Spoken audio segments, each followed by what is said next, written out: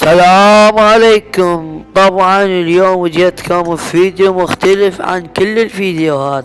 شباب اليوم جبت لكم طريقة او جليتش يخبل بهذا المود. هذا المود ابو الانفور تدوس عليه تنزل بيه، وراح اوريكم الجليتش شلون يخبل. والله العظيم انت جربه وشوفه.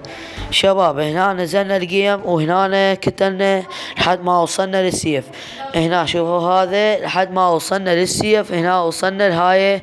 شوفوا ترجعون هيجي وتحطون وجهكم هيش عليها، تكضون سيف وتمشون عليها، تظلون ضاغطين على الزر مال المشي. وهنا اول ما توصلون دوسوا على هاي مال السرعة مال السيف، فراح تصيرون فوق. انت بس شوف تقدر تنزل منها وتقدر تنزل منها، بس منها اذا نزلت بعد ما تقدر ترجع الا تخنق روحك بالماي، الا تموت روحك بالماي. يلا ترجع للعبة. اذا ما موتت روحك تظل جوا واللعبة ما تنتهي. وهنا نزلنا جوا ونشوف هاي ايش بطنها ما بطنها وشكو ماكو، حتى نثبت لكم يعني كل شي ماكو ان شاء الله، كل شي ماكو. شوفوا الفيديو ومشاهدة ممتعة، وخليكم ويا الفيديو وشوفوا ايش راح نلقى او ما نلقى. وهنا بس شوفوا على هذا الصاروخ اللي طلع، شوفوا هذاك.